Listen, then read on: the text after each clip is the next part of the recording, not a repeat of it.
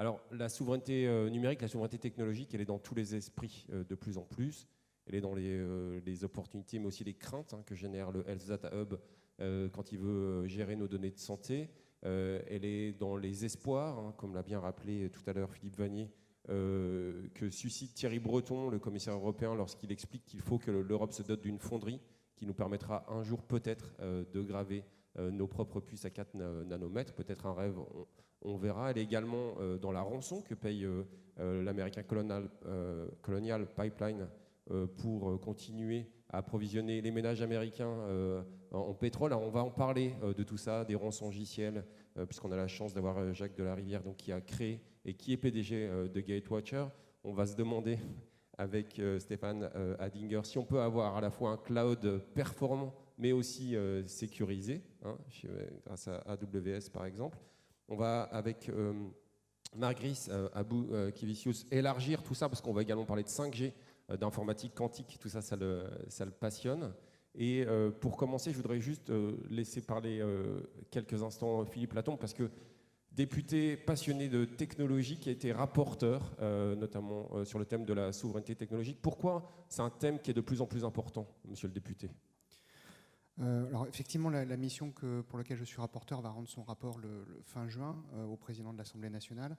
C'est un travail d'1 an, donc ça veut dire qu'il faut se remettre en perspective d'1 an en arrière. Il y a 1 an, le président de l'Assemblée, en discutant avec les présidents de groupe, a déterminé qu'il y avait une question sur la souveraineté numérique.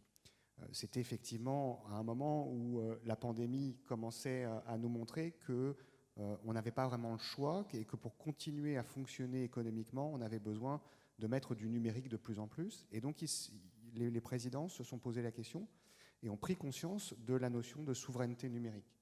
Et ils l'ont élargie. C'est une souveraineté numérique française et européenne. Pourquoi ? Parce que très clairement, et ça c'est un des enseignements des auditions qu'on a pu avoir, et je suis très content qu'on ait un ministre ici aujourd'hui, on n'arrivera pas à faire de la souveraineté franco-française toujours bleu, blanc, rouge, c'est pas possible. On n'est pas en capacité technologique de le faire. Ce qu'on peut faire par contre, c'est s'allier, c'est fonctionner avec l'ensemble des pays européens pour la développer, avec les forces et les faiblesses de chacun des pays, avec leurs capacités et leur volonté, sachant qu'on a grosso modo les mêmes valeurs. On a perçu les mêmes choses dans la pandémie, pardon.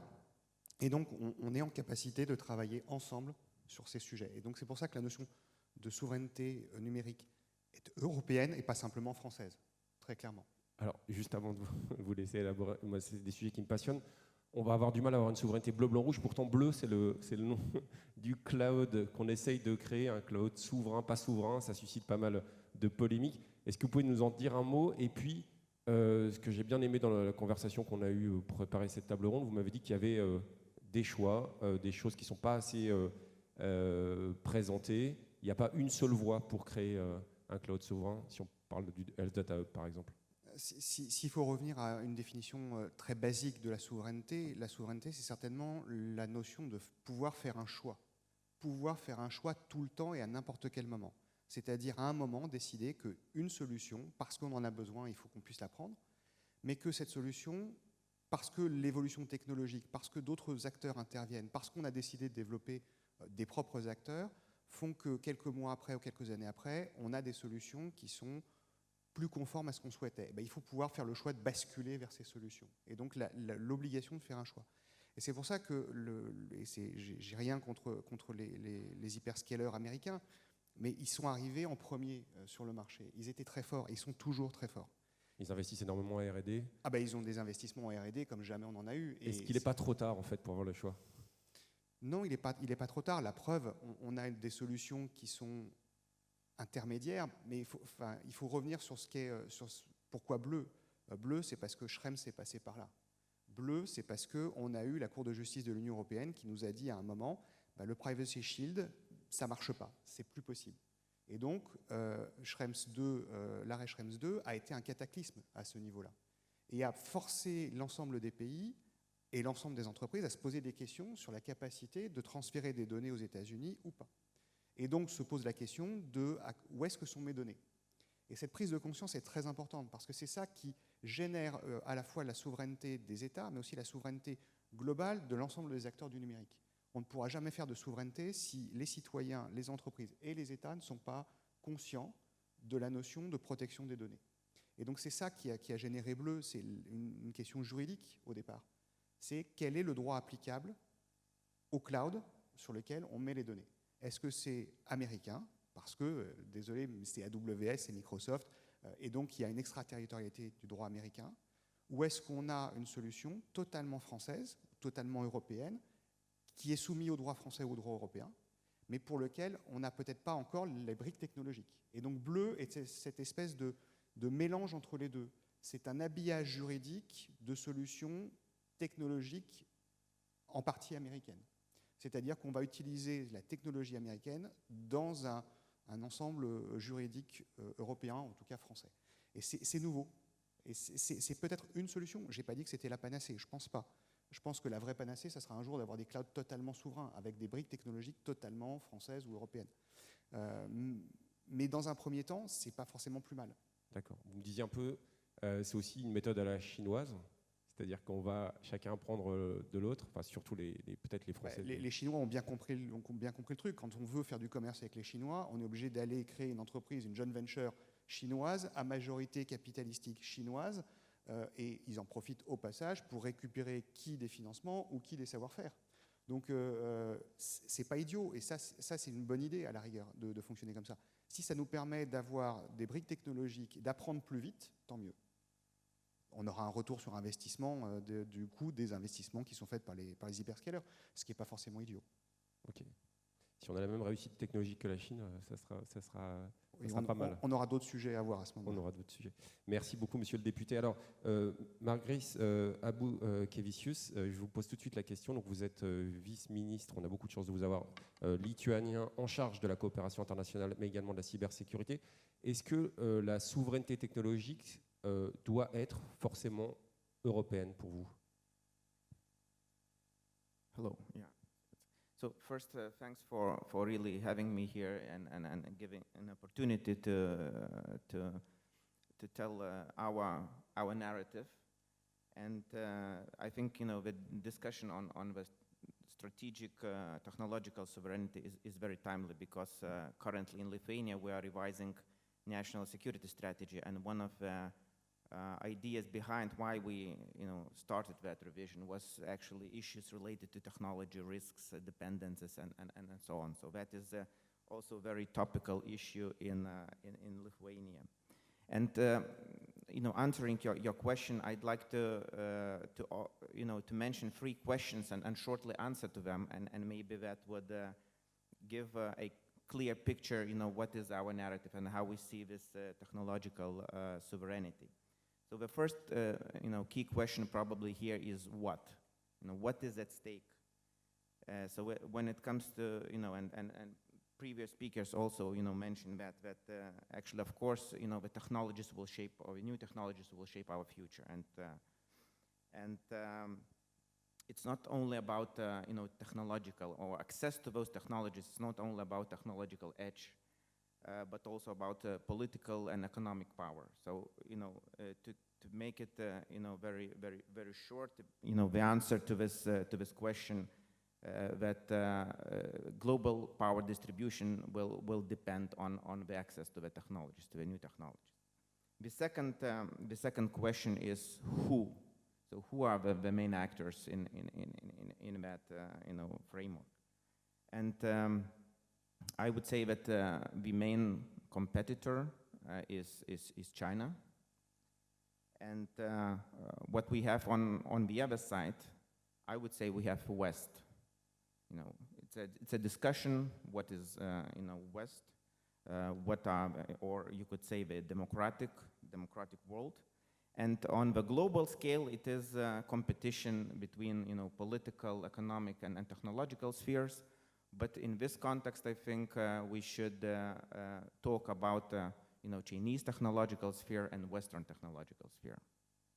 And if I think what I have just said are not contentious issues, now I will leave the safe ground, being in Paris, And I would say that when I speak about the West, first and foremost I have United States in mind, and for I think obvious reasons. One is investment into technology, the current dominant position, but what is even more important, I would say, the clear strategy towards China, and understanding that China is a long-term threat. And when it comes to Europe, I think we have no choice but to cooperate with United States of America, because in order to really respond to the Chinese challenge, we should speak about Western technological alliance. And there is no, I think, option of balancing working with Chinese and working with US for Europe. And the third, and actually in this context, what is important, I think, even in the current political debate with the new US administration, the idea of this Trade and Technology Council, between EU and US is really a way forward. And the third question which needs to be answered is how. So what are the our responses in the situation? So first, I think we should definitely change our mindset.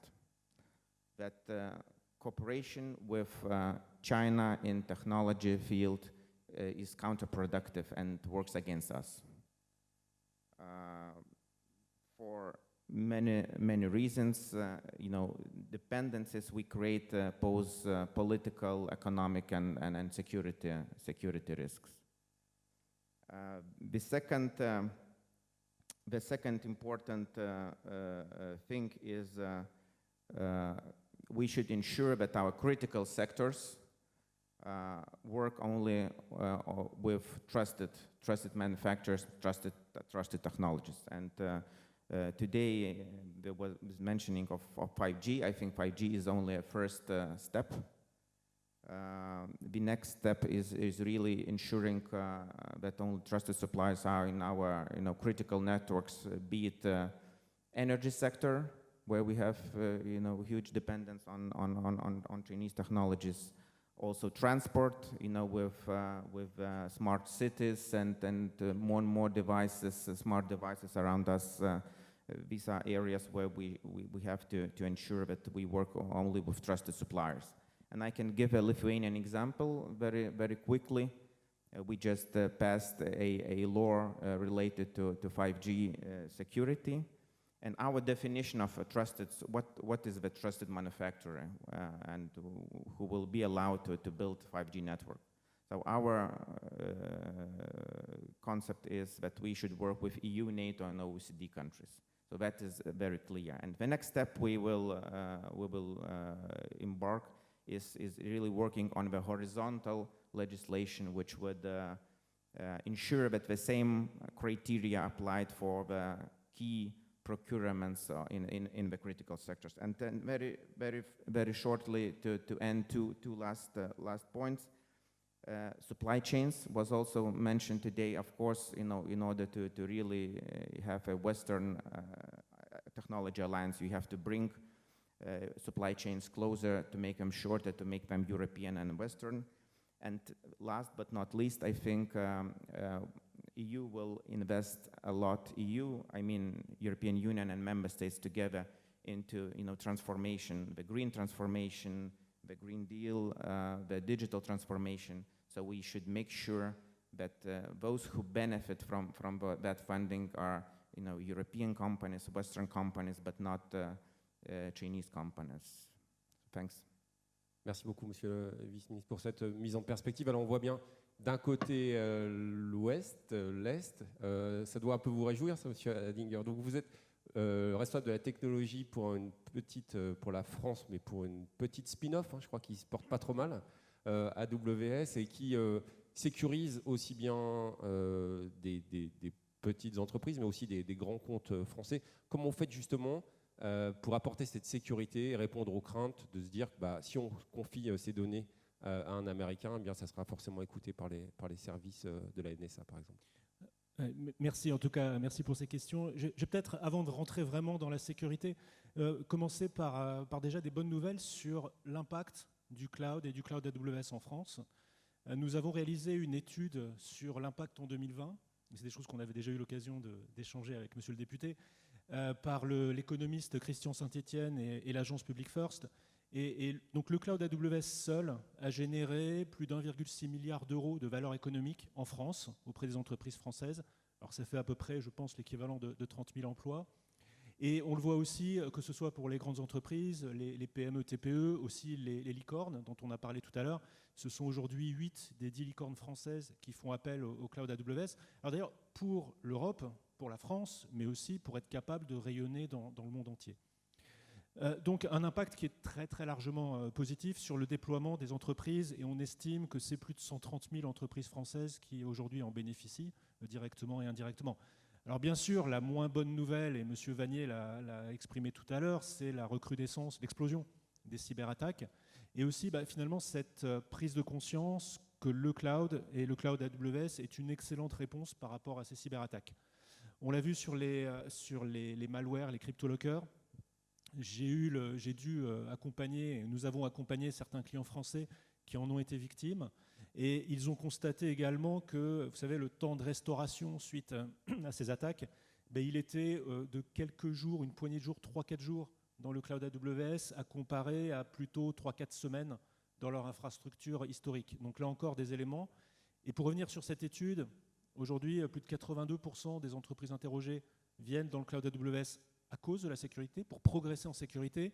90% considèrent que c'est même que ça apporte un meilleur élément de protection de leurs données. Alors bien sûr, on y reviendra, je pense, mais il y a les éléments de protection des données, le contrôle des données. Les données appartiennent à nos clients de la première seconde à la dernière seconde, il n'y a aucun doute là-dessus.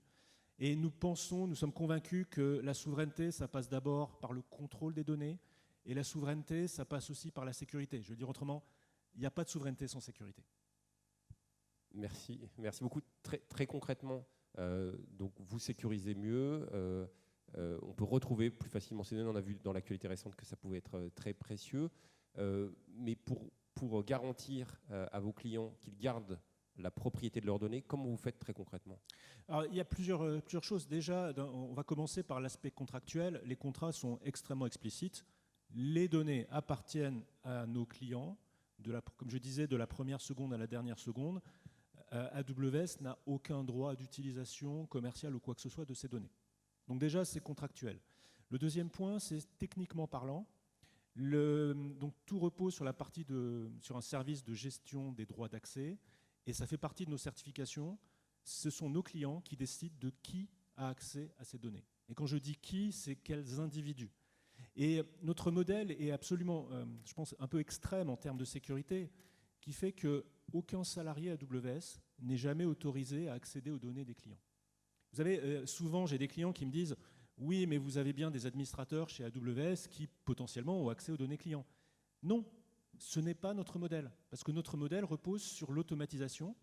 Et en fait, ce qui surprend souvent nos clients, c'est que, je leur dis, nous n'avons pas d'administrateurs chez AWS, au sens habituel du terme. Nous n'avons pas de personnes physiques qui ont des droits privilégiés qui leur permettent d'accéder aux données.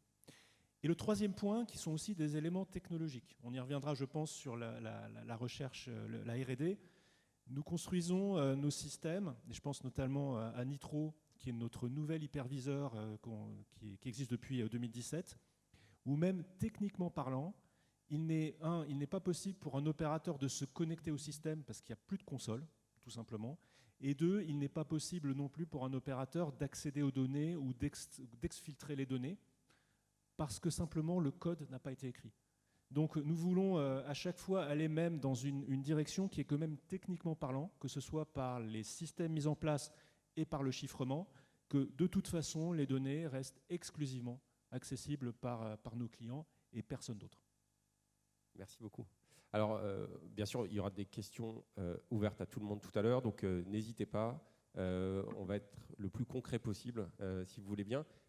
Justement, la recherche, on peut en parler avec vous, Jacques Delarivière. Donc, chez Gatewatcher, comment vous faites pour répondre aux attaques? Je crois qu'elles ont augmenté de 255% en 2020. C'est l'ANSSI qui dit ça. Quand on s'est parlé, on a parlé de signaux faibles. Alors, il y a d'autres entreprises qui font des recherches. Il y a bien sûr Darktrace, Silence, il y en a Walix aussi en France. Mais vous-même, vos spécificités, c'est quoi?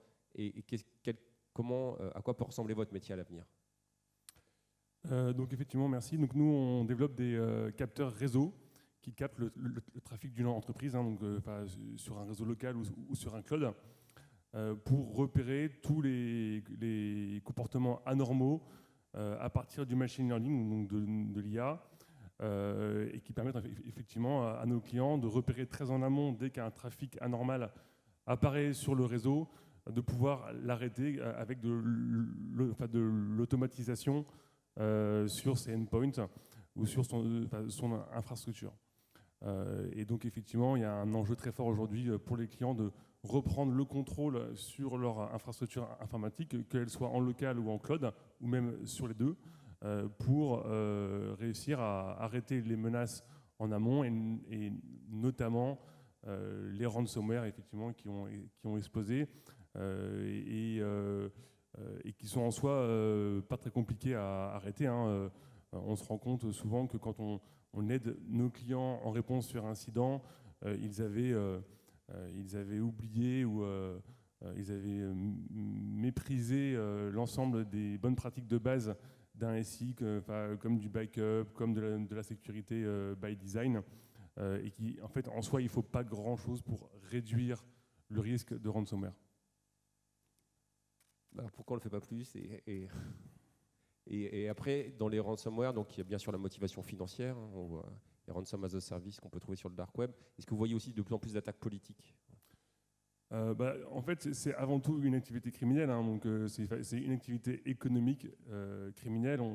On estime qu'il y a 2 ans, le salaire moyen d'un hacker qui faisait du ransomware depuis un endroit en remote était de $500 000 par an, et qu'il a plus que doublé en 2020. Dans le même versant, en France, un hacker éthique qui pourrait faire du ransomware, mais qui du coup lui est éthique et vient uniquement conseiller des entreprises, touche 40 000 euros en France pour un débutant, ce qui est déjà un très bon salaire, hein. Mais voilà, je pense que il y a une proportion, en tout cas en termes de... Il y a une impunité sur le ransomware qui est en train d'évoluer, hein, bien sûr, mais qui est compliquée par le fait qu'ils interviennent à distance. Mais je pense que globalement, l'écosystème du logiciel et de la cyber en France est assez dynamique. Et donc, c'est uniquement une question d'investissement et de commande, hein. Enfin, il faut que les clients s'équipent massivement pour réduire leurs risques, hein. C'est avant tout une approche par le risque. Donc il faut que chaque entité, chaque organisation approche son risque cyber uniquement par une approche de risque, donc de analyse de risque. Et c'est par ça que du coup après ils vont mettre des outils en place comme les nôtres pour réduire ce risque et enfin ne plus être adhérent à ce type de menaces. En tout cas, il ne faut pas l'ignorer, et il ne faut pas ignorer cette philosophie qui fait que, par définition, on va souffrir. Moins on est préparé, plus on va souffrir. On l'a vu avec toutes les attaques, les rançongiciels qui ont touché les hôpitaux là, ces derniers mois, alors que c'était clé. Et puis, comme l'a dit la secrétaire d'État américaine au commerce ce week-end, les ransomware sont là pour durer. Ouais. Et effectivement, je pense que on parlait auparavant de souveraineté, d'autonomie, de confiance. Je pense que l'enjeu aujourd'hui en France et en Europe, c'est de contribuer à développer un écosystème de logiciels local européen. Et effectivement, l'Europe a un peu de retard en développement logiciel par rapport à nos concurrents américains. Mais s'il y a un secteur où l'Europe et la France sont en avance en termes de nouvelles techno, c'est la cyber. Je pense que les récents nombreux rachats de pépites françaises par des gros acteurs US montrent que le secteur français de la cyber est très dynamique, mais néanmoins, il pâtit d'un manque de commandes locales qui fait qu'il n'arrive pas à se développer assez rapidement en termes de valorisation et de levée de fonds, et qui du coup, en fait, il est très vite dilué dans les levées de fonds successives, et donc les fonds qui, en général, au bout de 5 ans, veulent se départir de leur participation, cherchent le plus offrant, et donc qui va souvent dans des pays étrangers. Pour ça, il faut que la commande locale soit plus importante. Donc, on en a parlé avec monsieur le député en audition parlementaire. Et donc, il y a de nombreuses initiatives comme la journée autonomie qui va avoir lieu en septembre prochain, qui réunit les acheteurs publics et les différents fournisseurs de cyber français et européens. Donc ça va dans le bon sens, mais c'est pas encore assez rapide. Et je pense qu'il faut vraiment prendre conscience de l'emprise culturelle dans laquelle on est aujourd'hui, et qu'il faut changer avant tout les mentalités, parce que d'autres pays européens arrivent à acheter local avec les mêmes règles d'achat public. Donc c'est vraiment une question de mentalité et de culture. Et donc ça se change par des actions de promotion, de prise de conscience. Oui, parce que des créateurs de start-up françaises qui revendent leur boîte à des Américains, c'est plutôt une bonne nouvelle, mais effectivement, on pourrait se demander pourquoi elles ne développent pas davantage en France. Je voulais vous faire réagir là-dessus, monsieur le député. Hier soir, j'ai assisté à la conférence Apple. Comme beaucoup de geeks, j'utilise un iPad malheureusement, alors que j'adorais Henri Croas qui m'avait présenté son Arcos. Mais pourquoi on n'encourage pas plus? Et quand on s'était parlé, on avait parlé aussi de la difficulté de trouver des financements en France. Alors, il y a deux choses. Ce qui a été dit est effectivement vrai. Il faut aujourd'hui que la France, notamment, mais les autres pays européens aussi, arrivent à acheter européen, et qu'on ait un Small Business Act à l'européenne. Ce que les Américains font très bien. L'État fédéral flèche sa dépense vers des entreprises américaines. Et bien, il faut que l'Europe flèche sa dépense publique, vers des entreprises européennes et participe à la création. Il faut que l'État français devienne un bon client. C'est-à-dire qu'il soit en capacité de passer des commandes et d'honorer le passage des commandes rapidement, et qui paye rapidement. Parce qu'aujourd'hui, on a quand même un tissu d'entreprises qui a du mal, chaque fois qu'ils ont à contractualiser avec l'État, ça prend des temps infinis, parce qu'il faut passer par 10 bureaux, 15 CERFA, et arriver après en se disant je serai payé peut-être dans 1 an et demi, parce que comme c'est de l'argent public, je ne l'aurai que par tranche, et la fin, je l'aurai dans 1 an et demi. Et donc, il faut faire de l'escompte, il faut faire des choses, c'est juste insupportable. Je ne vais pas faire ma Cassandre, mais moi, il y a quand même aujourd'hui quelque chose qui me soucie, notamment en France, c'est les smart cities. Toutes les municipalités, les maires ont été réélus l'année dernière, ont tous envie de faire des smart cities. S'il y a bien un endroit dans lequel il y a des données personnelles, c'est au sein des municipalités. Pourquoi ? Parce qu'on a à la fois le cadastre avec l'ensemble des assiettes fiscales des habitations, on a les revenus pour payer la cantine des enfants, le périscolaire, on a les transports, il y a un tas de données. Et la plupart des smart cities aujourd'hui, et ça va reboucler sur ce qu'on dit sur le local, je pense que les maires et les équipes qui font les smart cities, à quelques exceptions près, n'ont pas pensé à la sécurité de ces données. Ils ont envie de créer leurs smart cities, ils ont envie d'avancer dans la digitalisation, mais ils n'ont pas intégré le cyber dès l'origine. Ils n'ont pas intégré la sécurité dès l'origine. Et c'est là où je reviens sur du choix. Je préférais qu'une municipalité construise sa smart cities en se disant j'ai pas la capacité technique de pouvoir faire ça en autonomie complète, mes données, j'ai besoin de les mettre sur un cloud, je les mets chez AWS parce que c'est plus sécurisé. J'ai au moins cette sécurité-là. C'est pas forcément alors AWS ou Azure ou les autres, j'ai pas d'ostracisme de ma part. Je préférais qu'on les mette ailleurs sur un certain nombre de données. Il y a des données de transport qu'on peut mettre sans aucun problème parce qu'elles n'ont pas d'importance stratégique. Mais quand on touche à des données du type les revenus, la composition familiale, tout ce qui touche à des données liées effectivement à la participation aux frais de cantine, etc. Là, par contre, peut-être que ça peut être mis sur des serveurs qui sont des serveurs ressortant du droit européen. Bon. C'est la vision que l'on a des données personnelles. C'est le RGPD qui nous le dit, et qui nous dit aussi, et vous avez évoqué le sujet tout à l'heure, dit que les données de santé, par exemple, qui a été le point marquant de l'année 2020 et qui sera encore le point marquant de l'année 2021, les données de santé sont des données personnelles à protéger de façon très spécifique, qu'on ne peut pas autrement que... Alors, on ne va pas rentrer dans la pseudonymisation, l'anonymisation des données. Il y a plein de solutions qui sont possibles, mais il faut que ces données soient des données protégées. Et aujourd'hui, c'est toute la question qui s'est passée avec le Health Data Hub que vous avez évoqué. Ouais. Il y a eu un choix. Et ce choix, on voit bien que, et c'est là où je reviens sur ce que je disais tout à l'heure, il faut que le choix puisse être réversible à tout moment.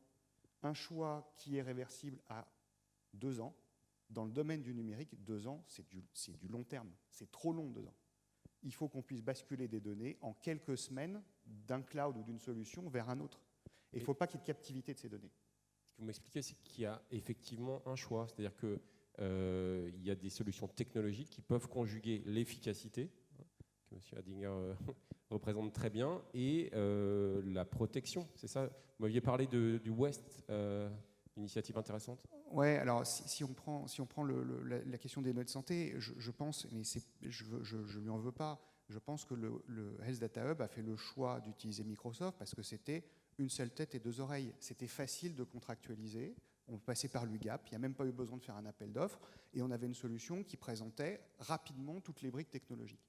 Mais il y a eu d'autres modèles qui ont préexisté, qui par exemple le West Data Hub, qui est un sorte de hub, un peu comme le Health Data Hub, mais sur les CHU de l'Ouest, où chaque hôpital est propriétaire des données dans des serveurs qui sont dans les hôpitaux, dans les CHU. Et quand ils ont besoin de faire une recherche sur un thème spécifique, ils ont besoin de données, ils les rapatrient sur un seul serveur, qui est celui de Nantes, que je connais bien, et c'est à partir du serveur de Nantes, en local, qu'ils font leurs analyses de big data telles qu'ils en ont besoin. Et donc là, il n'y a pas de problème de données personnelles. Elles sont dans des serveurs propriétaires des CHU, et ça permet d'y avoir accès. Et d'y avoir accès sans aucun souci. Donc on peut imaginer d'autres solutions. Le cloud est une des solutions, mais ce n'est pas la seule. Et on peut avoir des choses hybrides. On pourrait imaginer que le Health Data Hub soit une version supra de ces hubs régionaux. Pourquoi pas? Mais dans ces cas-là, il faut qu'on pense à la fois protection des données, sécurité et gouvernance. Et dans la gouvernance, il y a la question quand même du respect du RGPD et du respect de la réglementation européenne, dont Schrems II a marqué quand même en 2020 une grosse évolution, et pour lequel, pour l'instant, on voit bien que même la Commission européenne tâtonne un peu avec ses clauses contractuelles type. Elle vient de ressortir un jeu de clauses contractuelles type qui ne fait pas l'unanimité, à la fois chez les entreprises et à la fois chez les juristes. C'est très intéressant aussi. Ces autres alternatives donc, qui n'ont peut-être pas été assez médiatisées, mais à culpa, mais en tout cas, ça nous donne envie de faire des enquêtes là-dessus. Allez-y, M. Hadinger, ensuite on aura l'opinion de vice-ministre. Oui, j'aimerais justement peut-être rebondir là-dessus. C'est que des fois, on a un petit peu tendance à opposer le cloud dans son modèle central avec effectivement ce qui peut être dans les hôpitaux ou délocalisé. En fait, c'est vraiment une direction que nous avons prise qui est d'offrir vraiment tout ce panel de choix de solutions, donc que ce soit dans le cloud ou délocalisé. Alors, il y a plusieurs, ça peut être des racks, il y a plusieurs options. Mais c'est aussi de travailler avec tout le tissu de partenaires français, que ce soit dans l'expertise de cybersécurité, alors je vais en citer quelques-uns, pas tous, mais comme Orange Cyberdéfense ou d'autres, mais également aussi de travailler sur des partenariats technologiques pour finalement ajouter les caractéristiques de sécurité. Donc, alors, chez AWS, nous investissons énormément dans la sécurité, et c'est un euphémisme. Nous avons plus de 90 certifications et alignements pour démontrer cette sécurité-là. Mais c'est également de travailler avec des sociétés françaises comme Atos et Thales pour aller compléter les solutions de chiffrement. C'est également de proposer des solutions complètement prêtes à l'emploi sur ce fameux chiffrement avec Devoteam, donc qui est une société vraiment 100% française qui utilise des HSM, donc des boîtiers de sécurité français en France, exploités par un opérateur français. Et en plus, je crois que Devoteam n'a pas d'activité aux États-Unis, donc est vraiment sous juridiction française. Et pour terminer également sur les modèles de licence technologique, en fait, notre conviction, c'est pourquoi aller finalement dans un modèle de licence technologique payant alors que notre préférence va vraiment pour l'open source, et je pense que c'est aussi en phase avec la direction du gouvernement et de l'État. Et nous travaillons avec plusieurs acteurs français également dans cette direction-là, Alors, par exemple, j'en citais juste un seul, mais nous avons un système de gestion des containers qui est basé sur Kubernetes, qui s'appelle EKS, qui représente à peu près, je crois, 40% des parts de marché du Kubernetes en cloud, donc qui est aujourd'hui plébiscité par le marché, que nous avons décidé de mettre en open source.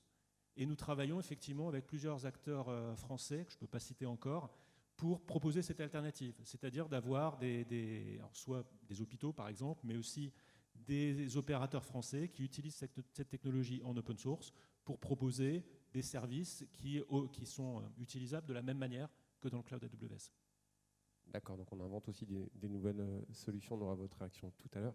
Je voulais juste avoir sur le thème des smart cities, parce que c'est effectivement un thème très porteur qui va l'être de plus en plus, l'opinion du vice-ministre lituanien.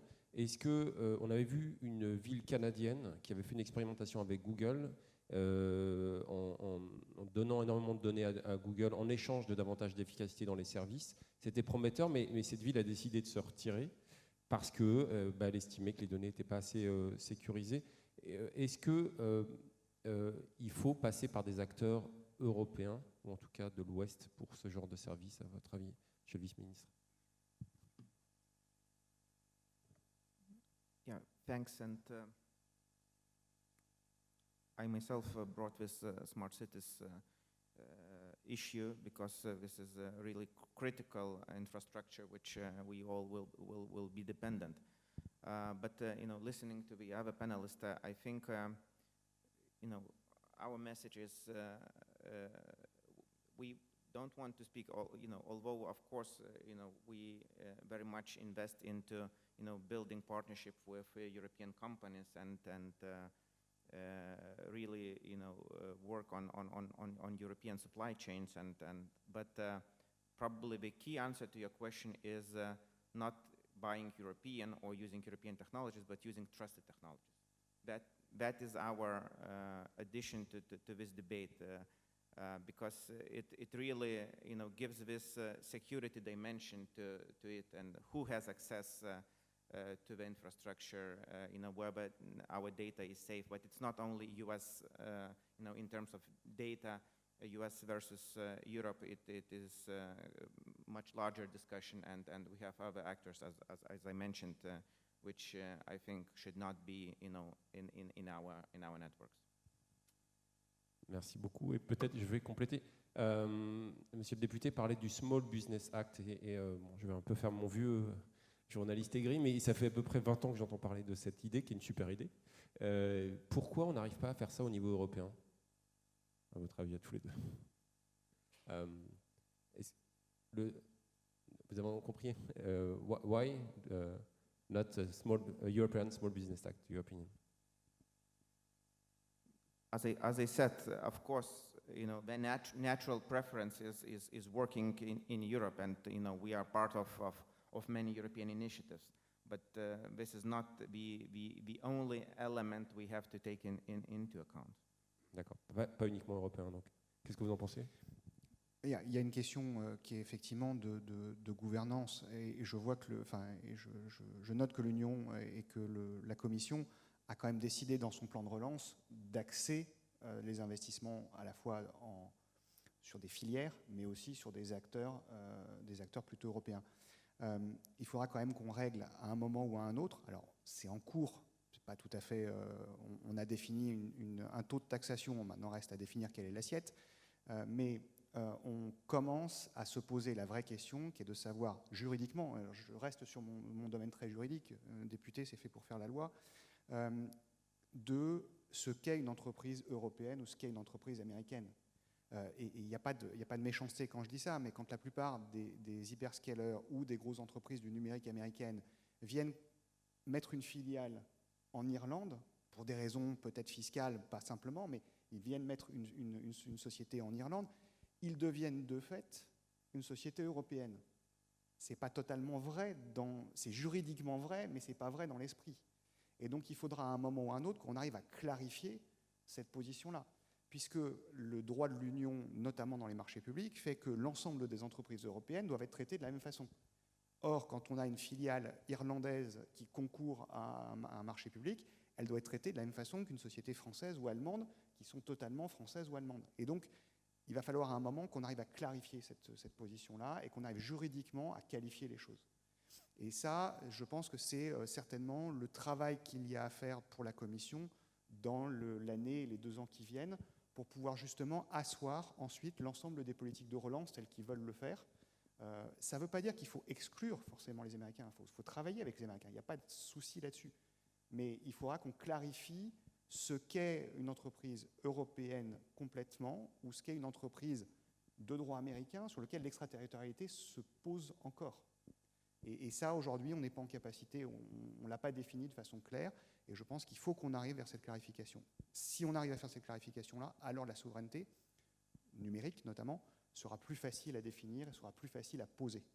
Et ensuite, c'est une question de choix. On pourra toujours choisir d'utiliser des entreprises américaines parce qu'on a géostratégiquement pas envie de se donner aux Chinois. Je peux le comprendre. Mais il faut qu'on arrive à clarifier juridiquement les choses. Ça permettra aussi de clarifier l'ensemble des marchés publics. Et c'est ce qu'aujourd'hui nous est demandé par le tissu de la tech. C'est qu'il faut qu'on clarifie les choses pour que l'ensemble des personnes soient avec les mêmes règles du jeu, économiques et fiscales. Merci beaucoup. Donc, des mesures. En fait, il y a aussi un autre moyen de le prendre, face à ce problème-là, c'est de le prendre par les enjeux de robustesse des logiciels et des infrastructures.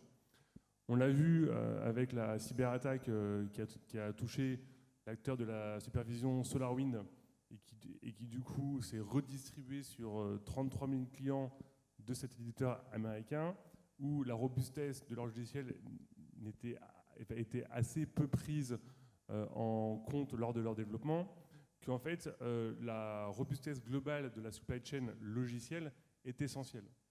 Et c'est un sujet en fait où la France, l'Allemagne et l'Europe globalement sont assez en avance, avec des modèles de certification assez imposants et assez exigeants qui ont développé un écosystème de logiciels en cyber, mais de manière plus générale aussi, qui du coup sont certifiés et garantissent à leurs clients un très haut niveau de confiance et de robustesse. Et donc éventuellement, un des angles à prendre pour emmener tout le monde vers cette robustesse et de dire aux fournisseurs étrangers, si vous voulez accéder au marché européen, montrez un niveau de robustesse minimum de vos logiciels, et ça fera un très haut niveau de confiance en Europe dans le numérique, et ça forcera les fournisseurs étrangers à remonter aussi leur niveau de robustesse chez eux. Merci beaucoup. Juste avant de vous permettre de poser toutes les questions, il y en a 30 000 qui me viennent à l'esprit, à nos intervenants, je voulais qu'on se projette un tout petit peu dans l'avenir, parce que je sais que ça vous intéresse beaucoup, monsieur le vice-ministre. C'est l'ère du quantique. Alors pareil, ça fait longtemps qu'on l'annonce, mais on a des percées qui ont été très intéressantes ces derniers mois, ces dernières années, en simulation quantique, chez Google, chez IBM, chez Amazon. On a également quelques belles pépites en France, Alice et Bob, Pascal, Cantonation, Candela, pour n'en citer que quelques-unes. Est-ce que le quantique, qui va venir progressivement, sans doute, peut basculer les cartes en termes de cyberattaque et aussi souveraineté technologique, à votre avis?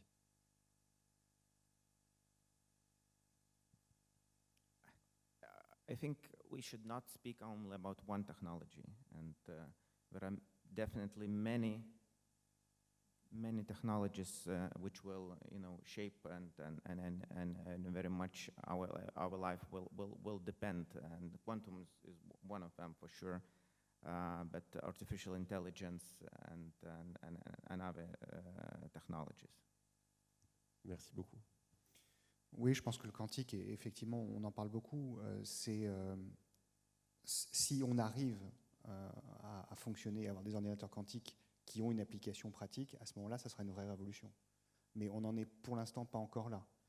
On a peut-être d'abord à beaucoup travailler sur l'intelligence artificielle. Alors, on l'appelle l'intelligence artificielle, ce n'est pas tout à fait encore le cas, mais il faut qu'on arrive à travailler sur l'intelligence artificielle d'abord pour nous aider dans les tâches que les humains ont à faire tous les jours et pour lesquelles on pourrait économiser du travail et développer cette valeur ajoutée sur d'autres sujets. Mais oui, en matière de cybersécurité, si le quantique arrive et fonctionne, oui, effectivement, ça sera une révolution. Parce que dans ces cas-là, le chiffrement sera totalement modifié. On sera obligé de modifier l'intégralité de nos clés de chiffrement, de notre fonctionnement en chiffrement. Et ça, aujourd'hui, c'est une vraie rupture. Mais il y a une autre rupture quand même, qui est une rupture commerciale qui arrive. C'est les constellations. Les constellations de satellites avec les télécommunications.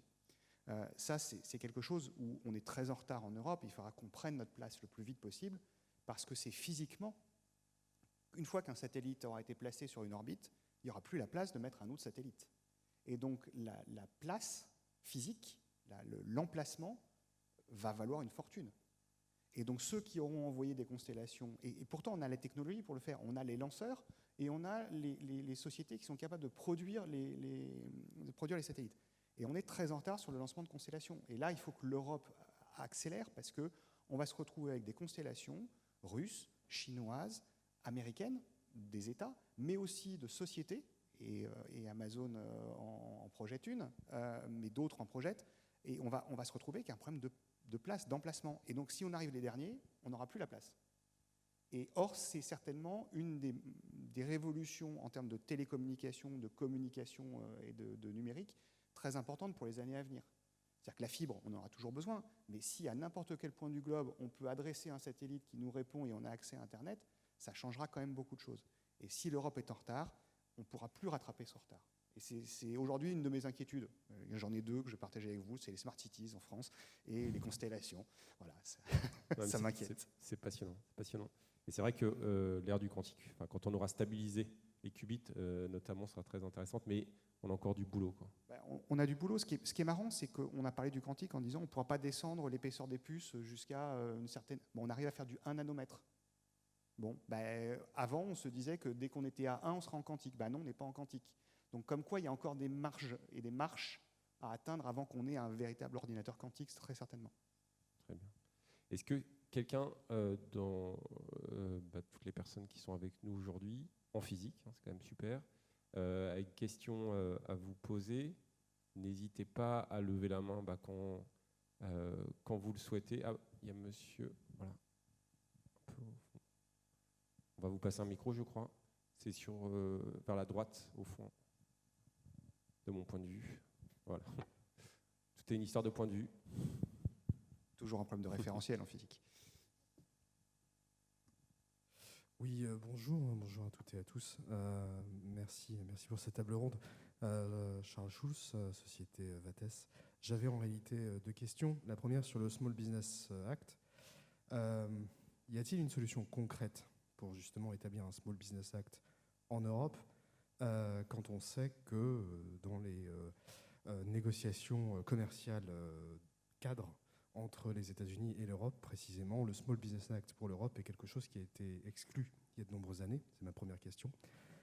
Et ma deuxième question, c'est effectivement quelque chose qui essaie de se projeter dans l'avenir. On a beaucoup parlé de la menace chinoise, qui est sans doute très réelle. Mais est-ce qu'on ne peut définir notre avenir, nous, Européens, que de façon négative? C'est-à-dire il faut s'allier aux Américains au mieux pour contrer les Chinois. Est-ce qu'il n'y a pas quelque chose peut-être de plus positif? Merci. Je vais peut-être prendre la première, puis laisser le vice-ministre répondre sur la deuxième. Tout est une question de réciprocité. Trump avait décidé de mettre l'Amérique d'abord, et on voit que Biden est arrivé, il a fait exactement la même chose. Alors, pas dans la même forme, mais sur le fond, c'est exactement la même chose. Et donc, on n'aura pas de changement de doctrine américaine, à mon sens, sur ces sujets-là, lors du mandat de Biden. Donc, ça veut dire qu'il faut qu'aujourd'hui, on puisse avoir une réciprocité. Si les Américains ont un Small Business Act fédéral, il faut que l'Europe puisse l'avoir. Donc, il faut qu'on puisse l'intégrer dans les discussions.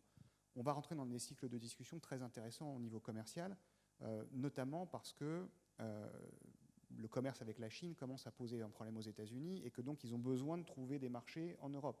Mais donc c'est là où il faut qu'on soit fort. C'est qu'on ait une source de revenus et de cash pour les Américains. Jouons au jeu, comme les consommateurs le font vis-à-vis des entreprises quand il y a des problèmes d'écologie ou autres. Montrons les dents en disant, voilà, nous en Europe, les consommateurs nous demandent d'eux.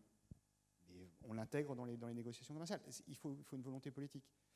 La vraie difficulté, c'est que les États-Unis sont un État fédéral et qu'en Europe, nous sommes une agrégation d'États avec une indépendance et il faut une unanimité pour pouvoir fonctionner. Donc je pense que, et là je fais mon politique, la version politique du député, il faudra à un moment ou à un autre qu'on change les règles de gouvernance de l'Union européenne et qu'on passe à minima à une décision à la majorité et non pas à l'unanimité. Je sais que ce n'est pas quelque chose qui est dans... Je m'exprime à titre personnel, je sais que ce n'est pas ce que beaucoup d'États veulent, mais il y a un moment où il faudra qu'on avance comme ça, parce que sinon on ne pourra pas avoir de décision et on ne pourra pas embarquer tout le monde. Et puis il y a un tropisme atlantiste dans certains États, chez certains États, qu'il faudra aussi pouvoir expliquer en disant que oui, les Américains sont nos amis, sont nos alliés, on a besoin d'eux, ils ont aussi besoin de nous, mais de temps en temps, ils ne se comportent pas forcément très bien. Il y a eu quelques petites affaires récentes d'écoute et de choses comme ça. Il faut aussi qu'on arrive à dire à un certain moment, ça suffit. Et le ça suffit, ça passe aussi par l'économie et par avoir un Small Business Act. Donc oui, vous avez raison, il faut l'intégrer dans les négociations. Et oui, on peut le faire si on a la volonté globale. Et je pense que la Commission a une volonté sur ce sujet-là.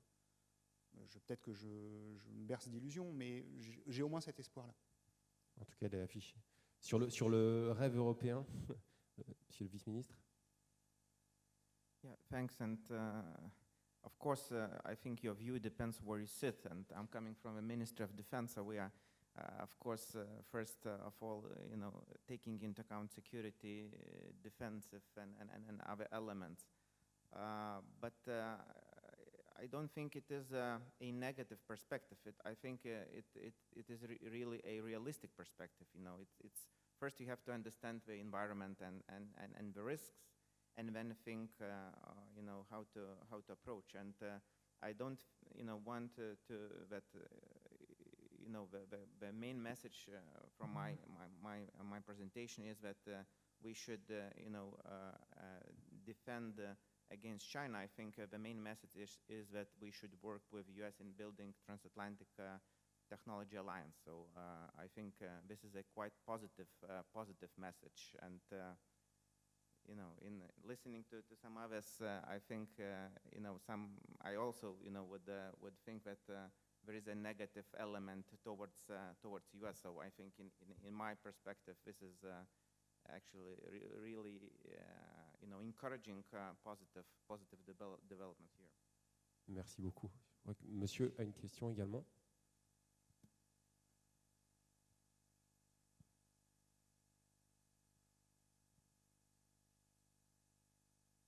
Thank you very much. First, thank you for all your presentations. I followed as closely as I could with the translation. My name is Mitchell Belfer from the Eurogulf Information Center in Rome. My question, Mr. Vice Minister, you just nearly took the question away, and I know it's very difficult for us to think positively while we all have to wear these masks. But my question is, if you look at the accounting between all the who, what, where, when, and why of what is negative and challenging for us in terms of the transition into our new cyber future versus the who, what, where, when, and why that are assisting with the solutions, where does the panel stand in terms of how can you say, optimistic, or are you pessimistic about the immediate, not the long-term future? Because I think long-term we're all a little bit optimistic, but what is your forecast for the next 5 years?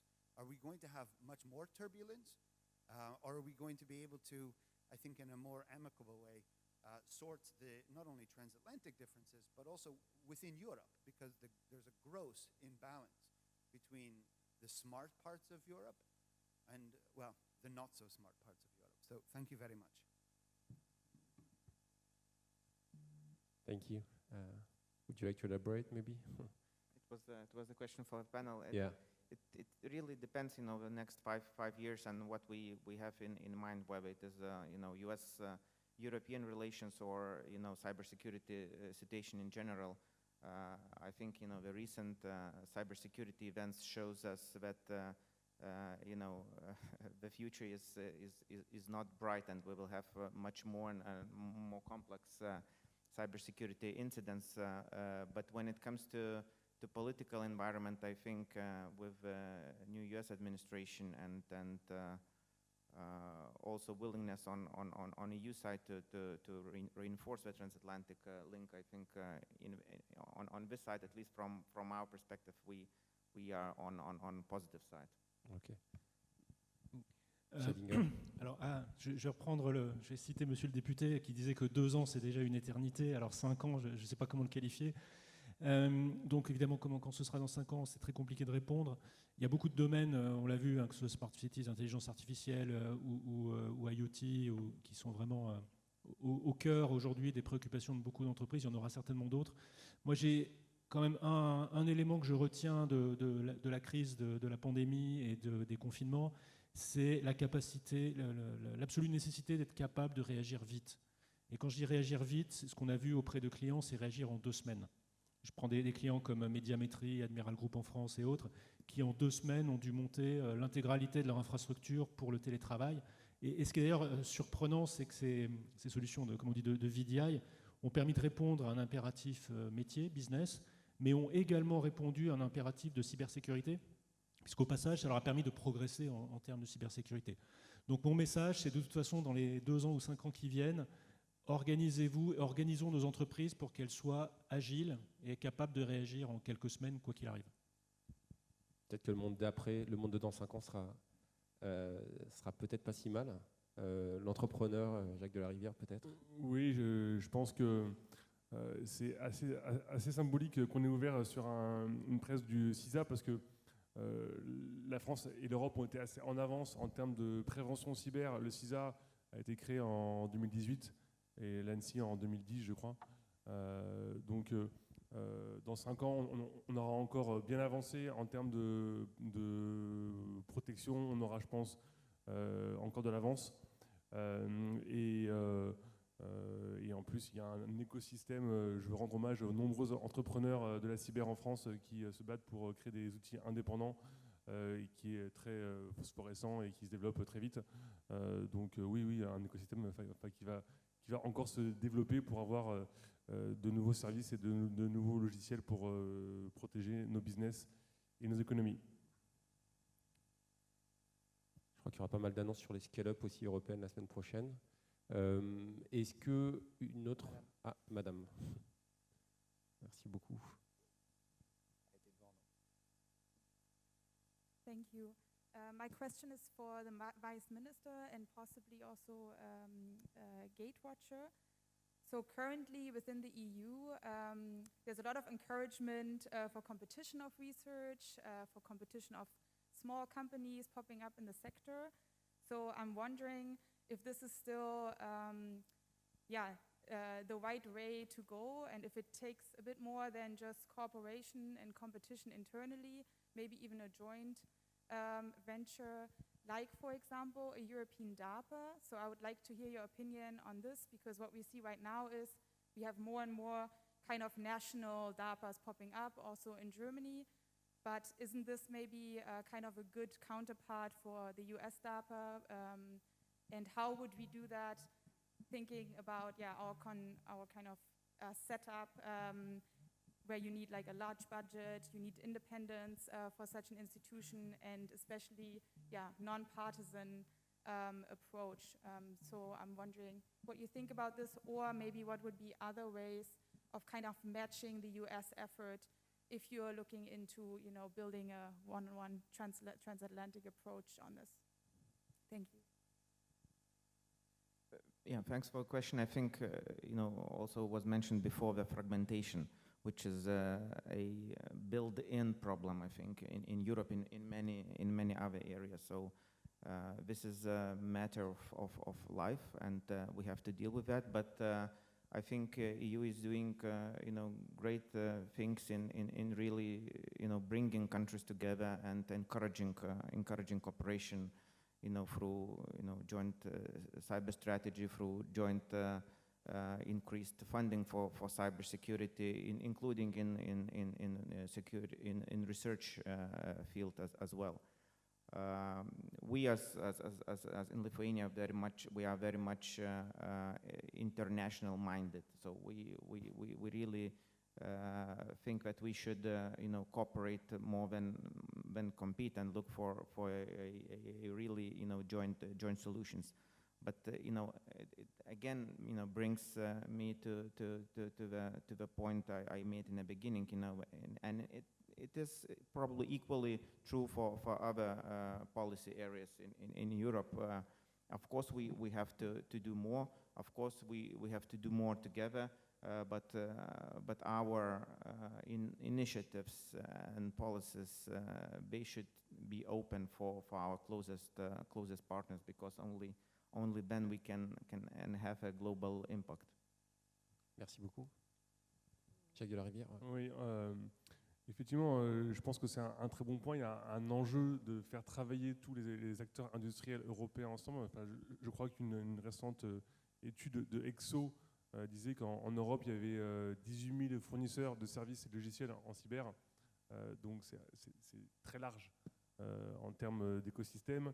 Et donc nous, chez Gatewatcher, on a gagné il y a un an un projet européen, le projet Pandora, avec une douzaine d'acteurs industriels de pays, donc États membres européens, donc avec des Grecs, des Portugais, des Autrichiens, des Belges, donc qui est financé par le Fonds de défense européen, European Defence Fund, pour un projet d'équipement des forces armées européennes d'une plateforme commune de threat intelligence. Et donc c'est vraiment effectivement un très bon exemple pour apprendre à travailler entre acteurs européens et à créer de l'IP européenne qui nous permettent après d'être plus forts aussi à l'export pour vendre nos solutions et créer des partenariats entre acteurs européens. Donc je pense qu'effectivement c'est un très bon angle pour consolider l'industrie européenne. Merci beaucoup. Sur une DARPA européenne, peut-être monsieur le député. De toute façon, l'Europe est construite sur la coopération. Et il faut qu'on continue à fonctionner sur la coopération. Alors maintenant, est-ce que le modèle, il est le modèle d'Airbus, où on a une coopération quasiment intégrée? Je ne suis pas sûr que ce soit la bonne solution pour l'ensemble du secteur cyber. Je pense que le secteur cyber a intérêt, chaque entreprise a sa spécificité, sa spécialité, peuvent travailler ensemble à bâtir des solutions globales, avec chacun apportant sa brique, mais sans forcément alors peut-être qu'il y aurait des rapprochements entre entreprises, mais il n'y a pas forcément besoin de s'absorber ou de fusionner. Voilà. Mais de toute façon, la coopération en matière cyber est absolument nécessaire. Quand on voit, et on parle beaucoup des Chinois, mais une partie des attaques cyber se font quand même à partir de la Russie. Une fois qu'ils ont attaqué une entreprise ou une administration et qu'ils voient que ça fonctionne, ils vont le dupliquer vers une autre administration ou une autre entreprise ailleurs en Europe, là où ils peuvent faire de l'argent facilement et là où la surface d'attaque est relativement aisée pour pouvoir le faire. Et donc là aussi, on a besoin de coopération pour pouvoir apprendre des attaques précédentes, pour pouvoir aider ceux qui vont éventuellement se faire attaquer après. On l'a bien vu en France à un petit niveau, qui sont sur les hôpitaux. Quand un hôpital s'est fait hacker et il y a eu un rançongiciel qui a été mis dans un hôpital et que ça a marché, ou en tout cas que ça a totalement paralysé le système, ils sont allés voir d'autres hôpitaux parce que c'était facile, c'était duplicable facilement, et donc on a besoin de coopérer. Et c'est valable en France, mais c'est valable aussi avec nos cousins belges, avec les luxembourgeois, avec les Allemands. Enfin, là-dessus, on a besoin de coopération. Et effectivement, c'est une activité criminelle.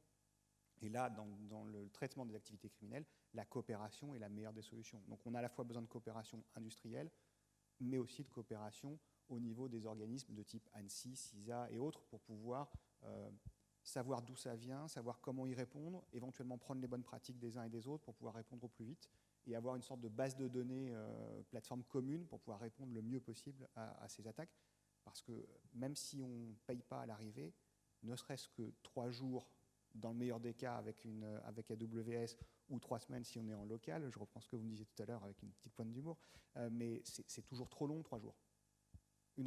Moi j'ai une entreprise dans ma circonscription qui s'appelle PRB, qui a été attaquée le week-end dernier. C'est 3 jours d'arrêt d'usine.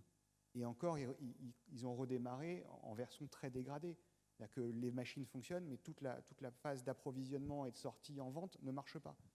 C'est consommateur de valeur ajoutée pour l'entreprise et c'est consommateur de capitaux pour l'entreprise. Donc on ne peut pas se permettre d'avoir ce type de choses sans coopération. Ouais, des attaques, des effets bien réels. Ah ben c'est très concret. Quand une usine s'arrête en un instant parce que le système a été entièrement bloqué par un rançongiciel, c'est très concret. Et le chef d'entreprise, il est très démuni. Donc on a la chance d'avoir l'ANSSI qui a de l'avance, mais il faut qu'on puisse savoir si ce rançongiciel éventuellement a déjà été vu en Estonie, en Lituanie, en Allemagne, en Pologne ou ailleurs, pour pouvoir voir si on a des solutions parce qu'il a déjà été combattu, et donc aussi on peut faire plus vite que 2 ou 3 jours. Bon, voilà, Avec c'est toujours très le concret. choix de savoir si on paye ou pas, si c'est l'assureur qui paye ou pas. Colonial Pipeline a dit qu'ils avaient payé plus de 4 millions. Ouais, mais on verra. Enfin, si c'est juste un problème d'assurance, on verra ça après. Ça, c'est pas le souci. Moi, ce qui m'intéresse très concrètement quand il y a une attaque, c'est que l'entreprise puisse redémarrer. On voit les conséquences ensuite au niveau des assurances et de ce qu'il faudra qu'on fasse au niveau des assurances plus tard. Mais dans un premier temps, faisons redémarrer l'économie. C'est ce qu'on a fait avec la pandémie d'ailleurs. On ne s'est pas posé la question des conséquences tout de suite. On s'est dit il faut qu'on maintienne l'activité économique pour qu'on maintienne un maximum d'emplois et de croissance. Bon, voilà, ou qu'on limite la baisse de croissance. Il faut qu'on fasse ça aussi avec les cyberattaques. Donc ça veut dire de la coopération dans tous les sens. Et pour compléter juste le côté d'ARPA européenne, il y a une initiative que vous devez connaître, ou en tout cas qui est assez intéressante, qui s'appelle JEDI, de créer un DARPA européen, qui était lancé par André Lezouk-Pietri, qui a notamment lancé ces derniers mois une initiative que je trouve intéressante. C'est un concours pour détecter les deepfakes, qui sont une autre manière de tromper la confiance des utilisateurs. Est-ce qu'on a une autre question peut-être dans le public?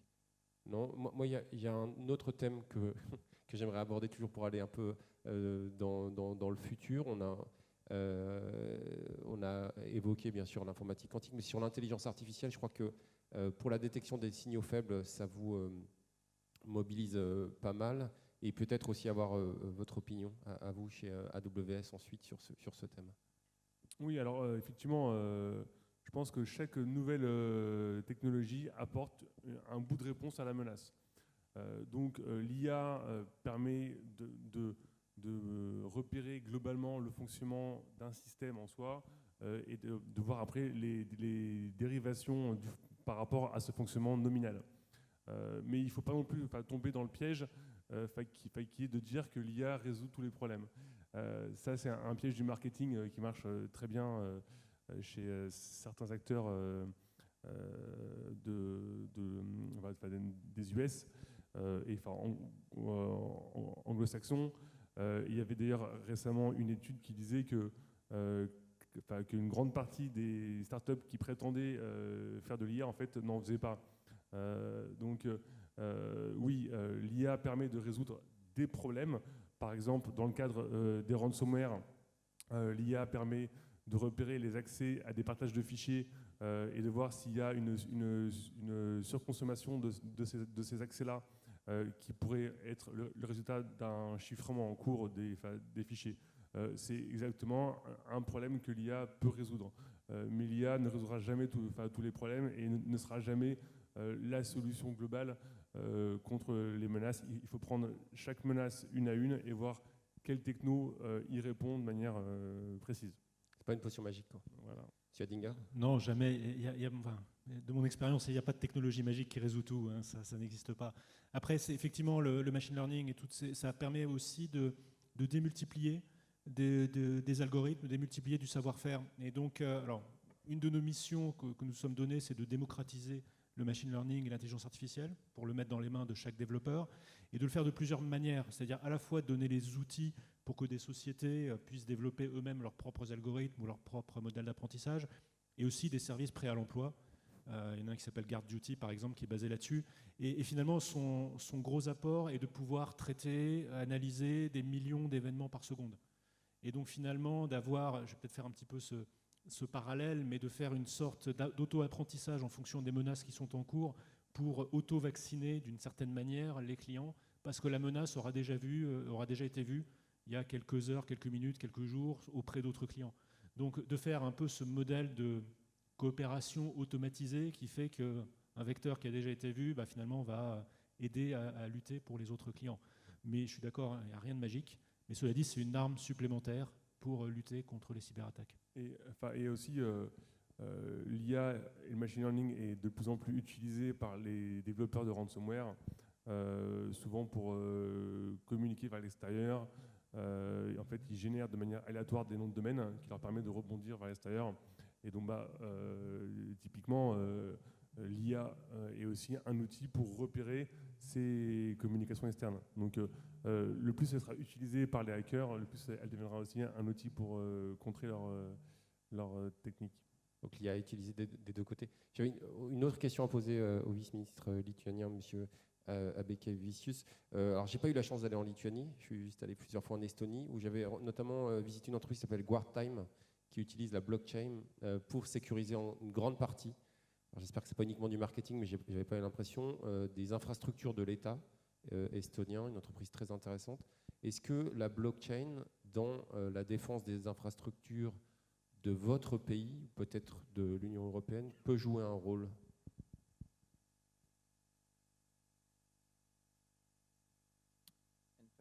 Thanks for that question, but I just want to also add to this artificial intelligence and with one example that we are working on the new generation in Lithuania, on the new generation of sensors which would be empowered by artificial intelligence. And this is, why I'm mentioning this, because this is also an example of international cooperation. This is a joint project with United States, and that is, an example of how, cooperation with strategic partners can really enhance the security of your infrastructure. Could you tell us more about this? This is our national cybersecurity center is I think one of the few centers which has R&D division inside the center, and it's a project launched 2 years ago with some assistance of United States, and we are now already testing the new sensor, and we very hope that it will, we will be ready to replace the current sensors. But these are details. But the main thing is that, of course, in order to really protect the infrastructure, you need that technology, and the partnerships help us on. Thank you. The blockchain. On the blockchain, this is also, the technology, maybe not as a Ministry of Defense, working on or supporting, but there is a really big startup community and blockchain Vilnius Center, which is also very much, linking startups not only from Europe but also from different places in the world. I know what one of the directions they are closely working in terms of blockchain is Australian startups. So this is also to show that this cooperation, mutual, beneficial cooperation could be, reached and even outside Europe, but what is important with the trusted partners. Merci beaucoup. Monsieur le député, rapidement sur ce point, est-ce que la blockchain peut jouer un rôle dans la souveraineté technologique numérique? C'est juste un buzzword? Non, je suis convaincu que la blockchain est une solution d'avenir pour l'État, pour l'administration. C'est certainement un des outils qui permettra à la fois d'améliorer l'efficacité de l'État et d'améliorer la transparence de l'État. Donc on aura besoin de la blockchain, et je pense qu'il faut investir dans la blockchain. Et quand je reviens sur les smart cities, on aura besoin de ça aussi. C'est-à-dire qu'on a besoin de ces interactions. Pour revenir sur... Enfin, la blockchain, c'est un élément important parce qu'il met en lumière les transformations qui sont en train de se produire au niveau des États. On l'a bien vu avec la pandémie, il faut numériser à toute vitesse nos organisations, les entreprises, mais aussi l'État et les collectivités. Si la numérisation, ça n'est que simplement transformer un CERFA en PDF qu'on va s'envoyer par mail, ça ne sert à rien. Donc ça veut dire qu'il faut qu'on réfléchisse à changer le mode de management et le parcours de l'ensemble de la gouvernance des États ou des organisations. Et il faut qu'à un moment ou à un autre, ce que les Américains ont très bien fait, on parle d'Apple, le service client est absolument génial. Et bien, il faut qu'on se mette dans l'idée que les États, les organisations, collectivités et autres, ont un client qui s'appelle le citoyen. Et il faut qu'on adapte les organisations pour répondre aux besoins du citoyen et qu'on lui demande qu'une seule fois quelque chose. Si on a besoin de lui demander une fois ses revenus, mais qu'on en a besoin ensuite 3 fois pour 3 choses différentes, on ne doit pas lui demander 3 fois. On doit lui demander qu'une seule fois. Et on doit avoir l'information quelque part, sécurisée. Je reviens sur la question de la protection des données, sur lequel on a la main et on est sûr que ça ne part pas à n'importe où, mais sur lequel l'ensemble des administrations, au lieu de travailler en silo, puissent travailler ensemble. Et la blockchain est un élément qui pourrait permettre de casser ces silos. Donc c'est en ça que pour moi la blockchain a un avenir fort, et ce n'est pas simplement un argument marketing, c'est un argument de simplification administrative, mais c'est valable aussi pour des grosses entreprises qui ont un fonctionnement un peu administratif. Et donc il faut qu'on repense notre mode de fonctionnement là-dessus, de même qu'il faudra qu'on repense notre mode de management. On l'a vu avec le travail à distance et le distanciel, il faudra qu'on revoie notre mode de management avec les salariés de ces équipes qui sont éparpillés, qu'on ne voit plus tous les jours. Enfin, c'est peut-être très franco-français, mais c'est un peu ça. On aimait bien avoir ces salariés sous la main, les surveiller. Non, on peut leur donner de l'autonomie, on peut leur donner un certain nombre de choses, et il y a des moyens de faire du contrôle différemment. Et puis ça sera aussi un élément, il faudra qu'on voit comment est-ce qu'on peut intégrer ça, et je pense que tous les pays européens, dans les auditions que j'ai pu mener, nous le disent, c'est en quoi le numérique va intervenir dans la formation des jeunes, dans l'école, voilà, c'est pas simplement l'éducation par le numérique, mais c'est en quoi le numérique intervient directement dans la formation des jeunes. Et je pense que tous les États se posent la question aujourd'hui, et c'est une très bonne conséquence de cette crise qui a été désastreuse, mais au moins ça nous oblige à repenser ces organisations, et c'est la meilleure des nouvelles qu'on puisse avoir. Comprendre les machines, peut-être pour les programmer, apprendre à coder peut-être en partie. Juste un dernier point sur l'intelligence artificielle, parce que je n'ai pas réagi. Ouais. Il faut juste se dire que l'intelligence artificielle, le machine learning, son carburant, c'est la donnée. Oui. Donc c'est pour ça que le RGPD, les données, il faut les protéger.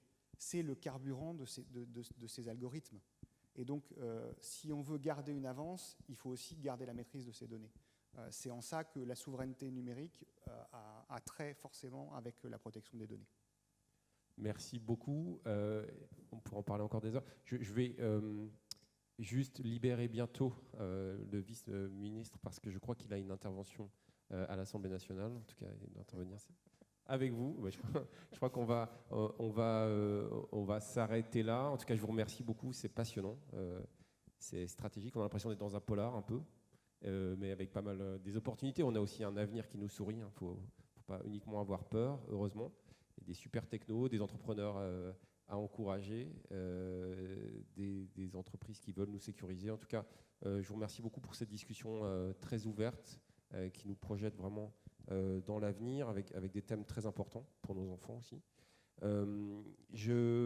Sébastien me fait signe, me dit qu'on a une petite pause. On se retrouve à 11h40 pour notamment parler de désinformation et essayer peut-être de la débunker. Merci beaucoup à vous.